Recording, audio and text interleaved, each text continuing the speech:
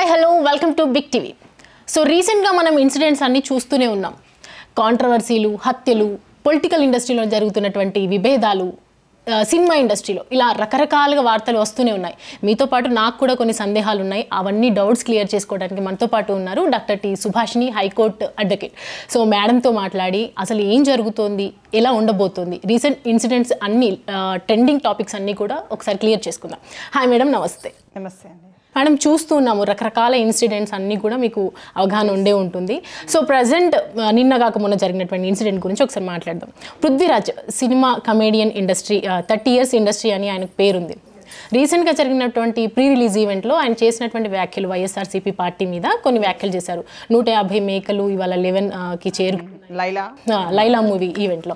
So cinema ఈవెంట్కి, political ఇండస్ట్రీకి సంబంధం ఏంటి? ఒకనొక టైంలో కొంతమంది, నేను అందరినీ తీసుకోను కానీ కొంతమందిని చూస్తూ ఉంటే అది ఇది రెండు ఒకటేనా అనే టైప్ అని అట్లాంటి థాట్ వచ్చేస్తుంది, అలాంటి ఆలోచన వస్తుంది. అంటే సినిమా ఇండస్ట్రీలో ఉన్న వాళ్ళ పొజిషన్ అన్నీ మర్చిపోయినా అదర్ పార్టీస్ గురించి డిస్కస్ చేయడము, అసలు ఈవెంట్ గురించి టాపిక్ లేకుండా నార్మల్గా వేరే టాపిక్ని ఇన్వాల్వ్ చేయడము, ఇదంతా జరుగుతుంది. సో దీన్ని ఎలా చూడొచ్చు అంటారు? దీన్ని బేసికల్గా మనము అంటే ఒక పాజిటివ్ వేలో తీసుకుంటే ఒకలాగా మాట్లాడుకోవచ్చు, ఒక నెగిటివ్ వేలో తీసుకుంటే అది పొలిటికల్ని డిఫెమేషన్ చేయడానికి అవకాశం ఉంటుంది. ఒక పాజిటివ్ వేలోనంటే ముందు నుంచి కూడా మీకు పృథ్వీ గారు ఎప్పుడు కూడా కాంట్రవర్షియల్ కొన్ని కేసెస్ కూడా ఫైల్ అయినాయి. ఆ కేసెస్ కూడా రీసెంట్ 7 months బ్యాక్ కూడా గెలవడం జరిగింది. So on that also he passed a message కూడా ఇవ్వడం జరిగింది. నన్ను నా మీద ఇంత అభియోగాలు పెట్టారు, నేను చాలా నిద్ర లేని రాత్రులు గడిపానని కూడా చెప్పడం జరిగింది. అలాంటి తరుణంలో మళ్ళీ ఒక కాంట్రవర్షియల్ స్టేట్మెంట్ ఇవ్వడం అన్నది ఒక సబబైన విషయం కాదు. అయినప్పటికీ if it is in a positive వేలో చూసినట్టయితే, ఇప్పుడు జనరల్ డైలాగ్ అక్కడ ఎన్ని మేకలు ఉన్నాయి లేకుంటే ఎన్ని గొర్రెలు ఉన్నాయి అని అనుకునే విధంగా, బికాజ్ ఇట్ ఈస్ వైడ్గా వాళ్ళు చాలా ఇదిగా తీసుకొచ్చిండ్రు అది ఆ సీన్. ఆ సీన్ని ఒక సీన్గా చూసినప్పుడు, ఒక పిక్చరైజేషన్ మాత్రమే, ఒక సినిమాటిక్గా చూస్తేనే అది వేరే దానికి it will not effect it.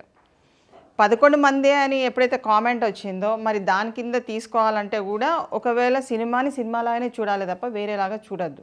అసలు అంటే పొలిటికల్ వింగ్లో తీసుకుంటే మాత్రము అది కొంత హర్టింగ్గా ఉంటుంది.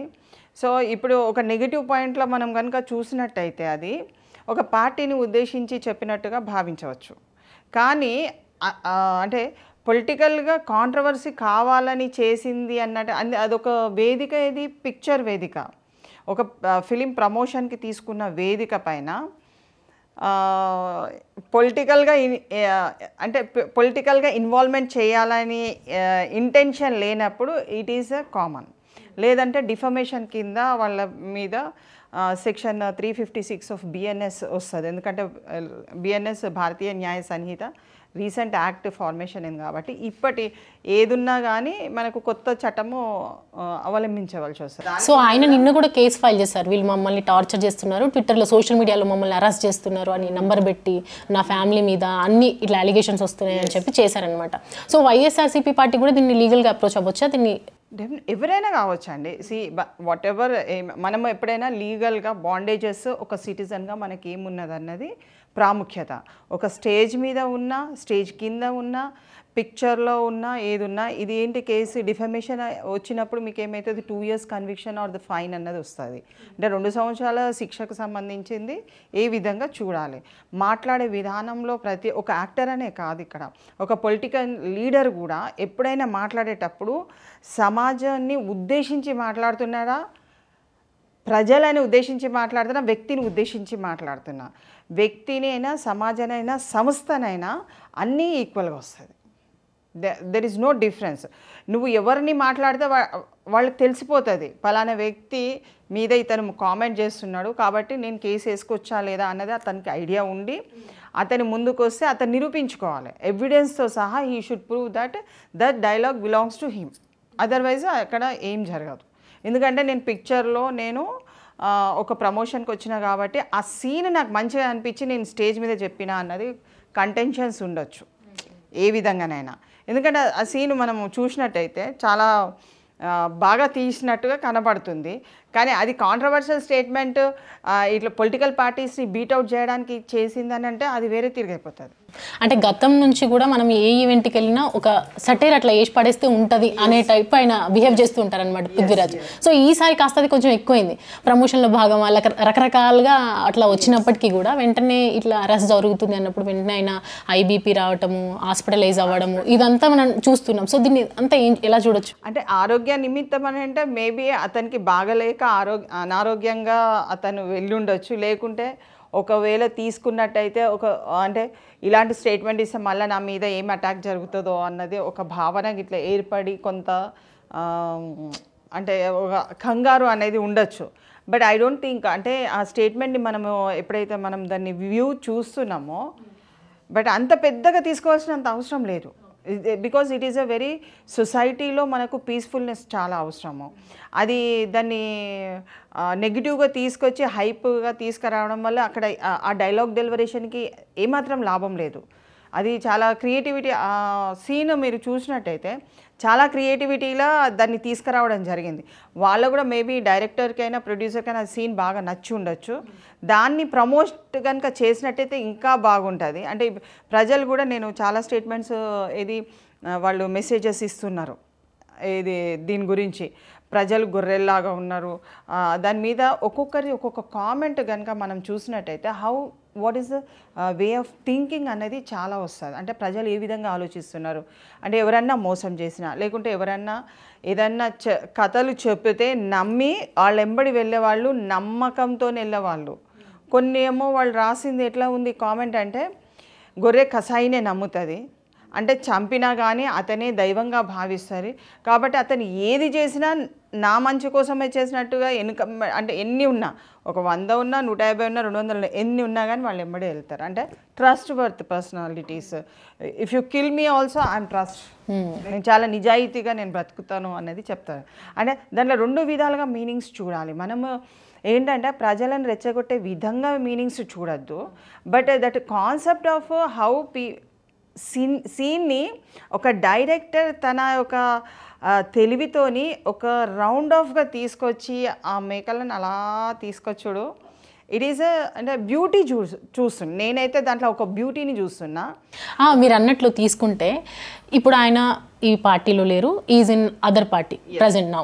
అయితే దీనికంటే పొలిటికల్లో నార్మల్గా విమర్శలు ప్రతి విమర్శలు అనేది కామన్, బట్ అది ఒక పాయింట్, దానికి ఒక టైము సందర్భము ఒక వేదిక అనేది ఖచ్చితంగా ఉంటుంది. ఆ టైంలో నువ్వు యూ కెన్ ప్రూవ్ అనే ఏదైనా మాట్లాడచ్చు, ఏదైనా మాట్లాడద్దండి. పొలిటికల్ పరంగా చూసుకుంటే విమర్శలు అంటే వాళ్ళ గురించి పార్టీస్ గురించి సంథింగ్ ఏదైనా నువ్వు రివీల్ చేయొచ్చు. బట్ నువ్వు ఉన్నది ఈవెంట్లో, మీరు మూవీ ప్రమోషన్కి సంబంధించిన ఈవెంట్లో ఉన్నప్పుడు పొలిటికల్ బ్యాక్గ్రౌండ్ తీసుకురావటం అనేది అందరికీ కొంచెం ఒక వింతలాగా అనిపిస్తుంది. ఎందుకు ఇలా అంటే మీరు ఒక్క డైలాగ్ని మీరు దాన్ని క్యాచ్అప్ చేస్తున్నారు అక్కడ, అంటే 11 మెంబర్స్ది అనేది క్యాచ్అప్ చేస్తున్నారు. But other thing he side only 150. But ఆ పార్టీ ఏదైతే పార్టీ ఉన్నదో దాంట్లో 150 కంటే ఎక్కువ మంది ఉన్నారు. అవును, అంటే మన అక్కడ మరి నంబర్ కూడా చాలా వేరియేషన్ వస్తుంది. సో ఆ వేరియేషన్ని మనం దీంట్లోకి తీసుకోకుండా ఉంటే బాగుంటుంది. బట్ ఏంటంటే నా ఉద్దేశం ఏంటంటే any person who is a citizen of India should respect the other person. ఎవరినైనా సరే, ఒక చిన్న పిల్లవాడైనా, ఒక మహిళనైనా, ఒక పెద్ద మనిషి సీనియర్ సిటిజన్ అయినా, లేకుంటే ఒక వ్యక్తినైనా భాష సరళిలో చాలా అద్భుతంగా మాట్లాడితే తప్ప ఈ సమాజంలో మనం బ్రతకలేము. విమర్శలు కూడా, పొలిటికల్ విమర్శలు కూడా మీరు అసలు గత 10 సంవత్సరాల నుంచి కానీ ఎప్పుడైనా చూడండి, అన్ని వీడియోస్ ఒక లాబీగా చేసి డిఫమేటరీ లాంగ్వేజ్ అన్నది హైలీ ప్రిస్క్రైబ్డ్ అస్సలు కాకూడదు. అది ఎందుకంటే ఇద్దరు వ్యక్తులు హైలీ దాన్ని విమర్శలు చేసుకుంటున్నారు కాబట్టి maybe the cases are not been registered. కానీ అదే కనుక తీసుకొని ఎవరైతే ఇబ్బంది పడ్డారో వాళ్ళు వేస్తే ఇవాళ 100 కేసులు 100 లీడర్ల మీద ఉంటుంది. 100 కేసులు అవి అన్సాల్వ్డ్ కింద అవుతాయి. బట్ మళ్ళీ వాళ్ళకి సాల్వ్ చేసుకోవాలంటే చాలా కొంత సమయం పడుతుంది. బట్ ఇట్ ఈస్ అన్సాల్వ్డ్ కింద ఉంటాయి. అందుకనే political leaders are the example for the public. ప్రజలకు వాళ్ళు ఒక లీడర్ అనే వ్యక్తి మంచి ఉద్దేశంతోనే వాళ్ళు మాట్లాడాలి. ఏ వేదిక తీసుకున్నా, సినిమా వేదిక తీసుకోండి, పొలిటికల్ వేదిక తీసుకోండి, ఏ వేదిక కూడా అవతల వ్యక్తిని ఎవరినో టార్గెట్ చేసిన భాష రాకూడదు. అంటే మీరు మీలాగే నేను ఆలోచిస్తాను కాబట్టి నేను పర్సనల్ క్వశ్చన్ అడుగుదాం అనుకో. మీరు అన్నట్లుగా కొన్ని బౌండరీస్ ఉండాలి. పొలిటికల్లో చేసేవే ప్రజలకి కొంతమందికి అలవాటైపోద్ది, చూస్తూ ఉంటే వాళ్ళకి ఇంపాక్ట్ కూడా అవుతుంది ఇప్పుడు ఎదుగుతున్నటువంటి పిల్లలకి జనరేషన్ సో అట్లా చట్టం ఏమైనా వస్తుంది అడ్వకేట్గా మీరు చెప్పండి. రేపటి రోజున పొలిటికల్లో ఈ పరిమితి వరకే మాట్లాడాలి, దీన్ని దాటి మనము చాలామంది తప్పుగా ఆలోచిస్తున్నారు. కొత్త చట్టాలు అవసరమే లేదండి. మన భారతదేశంలో కూడా ప్రపంచ స్థాయిలలో వెస్ట్రన్ కంట్రీస్లో ఉన్నంత మంచి చట్టాలు ఉన్నాయి. అవలంబించడమే, దాన్ని ప్రారంభించాలంటే మన దగ్గర క్షమాగుణం అన్నది ఎక్కువ ఉంటుంది. పోనీలే పాపము, అయ్యో మనోడే కదా అన్న ఆ యొక్క భాష సరళి చాలా ఇబ్బంది పరుస్తుంది. అక్కడ అమ్మాయి ఉన్నది, అబ్బాయి ఉండని, ఎవరైనా పెద్దవాళ్ళు ఉండని, ఎవరన్నా గూండా ఉండని, రౌడీ ఉండని, ఎవరైనా సరే మనోడే కదా అన్న ఒక కాన్సెప్ట్ ఎప్పుడైతే తీసుకుంటారో with in the party, ruling party ఒకటి ఉంటుంది, అపోజిషన్ ఒకటి ఉంటుంది. రూలింగ్ పార్టీ అపోజిషన్ని ఎప్పుడైతే టార్గెట్ చేసుకుంటామో అక్కడ you will get the many cases. So ruling party ఎప్పుడు కూడా ఏం చేస్తారు, లాస్ట్ 10 years నుంచి కూడా ఉన్న వాళ్ళ మీద వాళ్ళు పెట్టేసి వెళ్ళిండ్రు. ఇప్పుడు ఉన్న వాళ్ళ మీద ఇట్ ఈజ్ ఇంపాక్ట్. ఏదే మొన్న అంటే కొన్ని కేసెస్ పొలిటికల్గా ఎన్ని కేసెస్ రిజిస్టర్ అవుతున్నాయో ఇప్పుడు ఇలాంటి డిఫమేషన్ వర్డ్స్ ఎప్పుడైతే యూజ్ చేస్తుండ్రో it is a target, it will target the persons. ఎందుకంటే ఆ వ్యక్తి పొలిటికల్గా ఉన్నాడు కాబట్టి ఆ వేదిక తీసుకొని ఇక్కడ నన్ను టార్గెట్ చేసింది అన్నది ఆ కోణంలో చూసినట్టయితే it is a false impression అన్నది పెట్టుకోకూడదు. ఎప్పుడైనా మీరు గుర్తుపెట్టుకోండి, ఒక క్రిమినల్ కేసు ఫైల్ చేయాలి అని అంటే ఒక వ్యక్తి, ఒక సంస్థ, ఒక పార్టీ, ఒక మామూలుగా సమాజంలో ఉన్న వాళ్ళకి పబ్లిక్ ఇంట్రెస్ట్ లిటిగేషన్ కూడా ఇస్తారు. కానీ they should prove the intention of the person on the stage. ఎక్కడున్నా కానీ నేను ఇప్పుడు మిమ్మల్ని చూస్తూ నేను మిమ్మల్ని ఒక టార్గెట్గా ఒక వర్డ్ అన్నాను అనుకోండి, ఈమె ఎట్లా డిఫేమ్ అవుతుంది అన్నది నా ఇంటెన్షన్ ఉండాలి. Without the intention you cannot prove the any case. కాబట్టి ఈ 356 ఏంటంటే దాని కింద ఒక డిఫమేషన్ని చెప్పబడుతుంది. దాంట్లో 2 సంవత్సరాల శిక్ష ఉంటుంది, ఫైన్ ఉంటుంది. So public should be aware of it. ఎప్పుడు కూడా డిఫమేటరీ లాంగ్వేజ్ తల్లి అయినా తండ్రి అయినా సొంత వాళ్ళైనా బయట వాళ్ళైనా రిలేటివ్స్ మీద కూడా డిఫమేటరీ లాంగ్వేజ్ కానీ థ్రెటనింగ్ కానీ చేయకూడదు. చేస్తే అంతే. So you should be very conscious and we should love our constitution. మన చట్టాన్ని మనము ప్రేమించాలి, భయం భక్తితోనే సమాజంలో బ్రతకాలి తప్ప చట్టాన్ని ఉల్లంఘించడానికి అంటే నిమిషం పట్టచ్చు. చట్టాన్ని ఉల్లంఘించడానికి నిమిషంలో చేసేస్తారు, కానీ పట్టుకోవడానికి 1/2 నిమిషం పట్టచ్చు. మనిషిని పట్టుకోవడానికి జస్ట్ ఏమున్నదండి, పోలీసు వెళ్తారు రండి అని అంటే అక్కడ వాళ్ళకి ఎంతో ప్రెస్టీజియస్ క్వశ్చన్ అయిపోతుంది.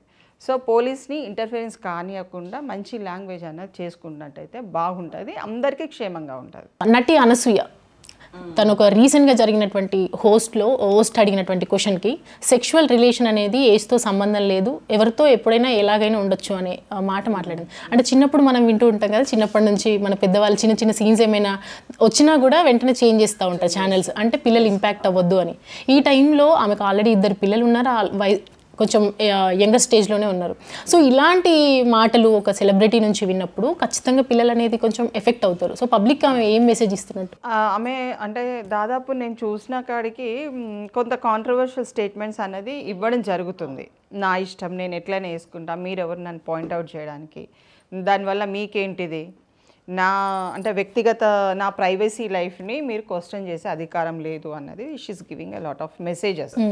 మా పిల్లలు కూడా ఎప్పుడన్నా అంటే కూడా నీ ఇష్టం ఉన్నది నువ్వు వేసుకోరా, నా ఇష్టం ఉన్నది నేను వేసుకుంటా అన్నది ఒకటి ప్రైవసీగా ఆమె తీసుకొస్తున్న భాష. That is very good idea, మంచిదే. కానీ ఎప్పుడైతే మనము చట్టాన్ని ఉద్దేశించి మనం మాట్లాడుకున్నప్పుడు కొంత కొంత సడలింపు లైఫ్లో అన్నది చాలా ముఖ్యము. ఇప్పుడు తను వేసిన ఒక క్యారెక్టర్ దాంట్లో పిక్చర్ తెలంగాణది తీసినప్పుడు రజాకర్ దాంట్లో శారీ వేసుకోవడం జరిగింది. ఒక నిండుదనాన్ని, బతుకమ్మలాగా మంచి బతుకమ్మని పాడే పాటలో కూడా she has shown her interest. Action అయితే అద్భుతంగా చూపెట్టింది. మరి అదేవిధంగా పబ్లిక్ కూడా వేసుకునే డ్రెస్ మీద కానీ భాష మీద కానీ సెక్స్ మీద కానీ మాట్లాడేటప్పుడు ఆ క్యారెక్టర్కి నువ్వు ఆ డ్రెస్ ఆ శారీ ఎందుకు వేసుకున్నావు? ఆ శారీని చూపిస్తున్నావు, ఆ శారీతోని ఆ బొట్టుతోని నీ కళ్ళ యొక్క యాక్షన్ని ఎంత అద్భుతంగా చేసింది. మనం అందరం కూడా షీ హాస్ డన్ వెల్ అన్నది మనం అనుకున్నాము.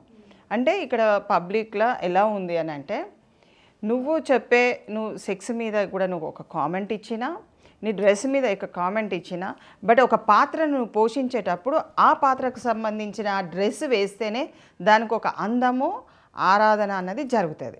సో అప్పుడు నీకు క్విక్గా ఏంటంటే ప్రజలు ప్రశంసలు ఇచ్చే పొజిషన్కి నువ్వు పట్టుకొస్తున్నావు.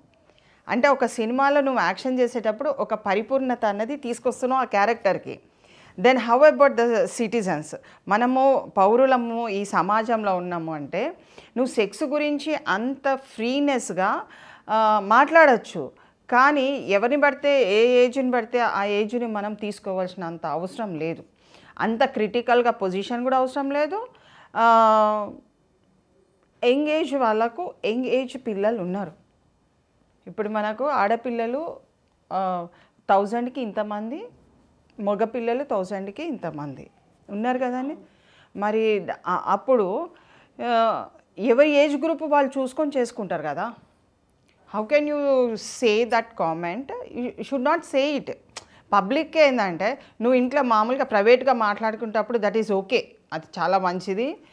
అంటే అలాంటి నిర్ణయాలు ఉంటే ఓకే, నీకు ఉండొచ్చు, ఆ ఒపీనియన్ ఉండొచ్చు, బట్ బయట మెసేజ్ చేయడం అనేది మెసేజ్. పిల్లలు ఏంటంటే ఇప్పుడున్న 18 years పిల్లలు కానీ 21 బాయ్స్కి అయితే 21 ఏజ్ టు మ్యారేజ్ మనం అనుకునే చట్ట ప్రకారం 18 years గర్ల్స్కి కదా. ఇప్పుడు ఆ లెవెల్లో మనం చూసుకుంటే అంటే ఇట్ ఈస్ వెరీ టాబు టైప్లో ఉండొచ్చు కొంచెము. ఎందుకంటే ఏజ్ గ్రూప్నైనా ఎలా అయినా చేసుకోవచ్చు. అంటే you should not, there is a certain norms should be followed. అంటే కొంత తల్లిదండ్రులు ఉన్నారండి, ఇప్పుడు అబ్బాయి వాళ్ళకు కూడా పేరెంట్స్ ఉన్నారు కదా. పేరెంట్స్కి అరే అబ్బాయిని ఆంటీ ఇట్లా చేస్తుందని అంటే యూ కాంట్ ఇమాజిన్ వాళ్ళ అంటే తల్లికి ఏమనిపిస్తుంది, అరే నా కొడుకుకు తొందరగా పెళ్లి చేయాలి, వాడు ఎవరినో చూస్తున్నట అనేది వస్తుంది కదా ఆ భావన. ప్రొటెక్షన్ ఎక్కడ దొరుకుతుందండి? ఇప్పుడు అబ్బాయిని ఏడిపించినా అమ్మాయిని ఏడిపించినా it is not good to the society. Society మంచిగా బతకాలి అని అంటే healthy environment is much more needed. పిల్లల్ని హింసకు గురి చేయొద్దు.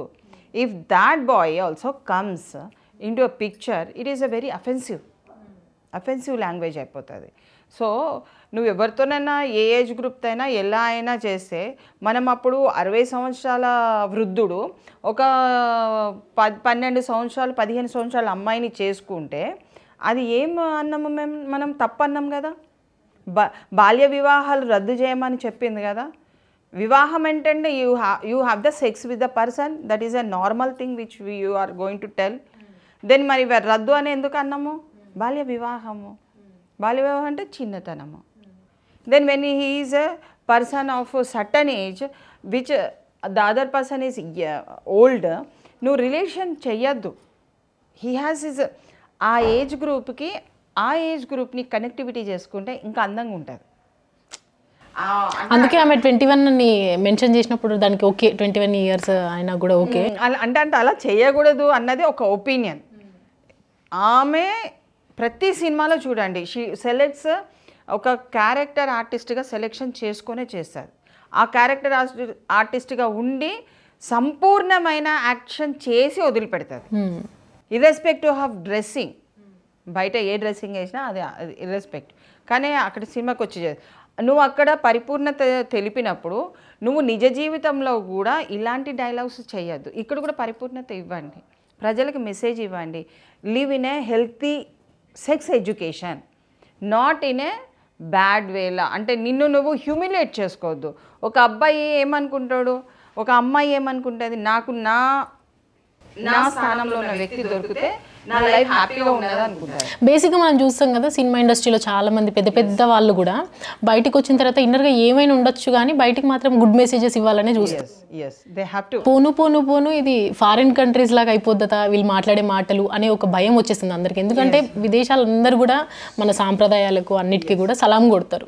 సో ఇట్లా సెలబ్రిటీస్ ఇట్లాంటి కామెంట్స్ చేయడం అంటే చెప్పడము, ఈవెన్ అంటే ఫస్ట్ పర్టికులర్గా అనసూయ ఇలా చెప్పడము, ఇదంతా పూను ఏం జరుగుతుంది అనే ఒకటండి. దీంట్లో మనము ఒక హార్ట్ఫుల్గా మనం ఒక మెసేజ్ పాస్ చేసుకోవాలి. ఏమని, ఒక యాక్టర్స్ అని ఒక యాక్ట్రెస్ కానీ ఒక యాక్టింగ్ ఫీల్డ్లో ఉన్న ఎవరైనా సరే ప్రజలు మన్నానని పొంది ప్రజల యొక్క ఫైనాన్షియల్ ఎకనామిక్ స్టేటస్ని ముందు పెట్టి వాళ్ళు సినిమాలు చూస్తున్నారు. 100 రూపాయలు 200 300 టికెట్ కొని చూసి మిమ్మల్ని పెద్దవాళ్ళని చేసి ఏసీ రూమ్లో కాదు ఇంకా పెద్దవాళ్ళని కూడా చేయొచ్చు. అంటే మీకు ఒక క్రెడిబిలిటీ ఇస్తున్నారు. కరెక్ట్, చాలా క్రెడిబిలిటీ. మన ముందే ఇప్పుడు ఒక పేదరాలైనా కానీ 200 రూపాయలు ఇచ్చి టికెట్ కొన్నా కానీ మిమ్మల్ని ఎక్కడ చూస్తున్నారు? బెంజ్ కార్ తిరిగితే నాకు తెలిసిన యాక్టర్ ఇంత బెంజ్ కార్లో తిరిగితే బాగున్నది అని నీ ఒక హార్ట్ఫుల్ ఒక చీరప్ ఇస్తావు. మరి అదే పబ్లిక్కి నువ్వు మంచి మెసేజ్ ఇస్తే ఇంకా చీరప్ అవుతుంది, వాళ్ళ లైఫ్ బాగుంటుంది కదా. అది ఎందుకంటే పబ్లిక్ని చూసుకోవాల్సిన బాధ్యత ఒక యాక్టర్స్ది కంపల్సరీ. అది మ్యాండేటరీ అనుకోండి, లేకుంటే వాళ్లకు మంచి మెసేజ్ ఇస్తుంటే వాళ్ళు కూడా ఎదుగుతారు, ఇంపాక్ట్ అవుతుంటారు. కాబట్టి అంటే ఒక యంగ్ జనరేషన్కి you should give lot of guiding. వాళ్ళు గైడర్గా ఉండి వాళ్ళు ఏదైనా చేసుకొని వాళ్ళ ఇష్టం, ఆమె ప్రైవసీ లైఫ్ అన్నది.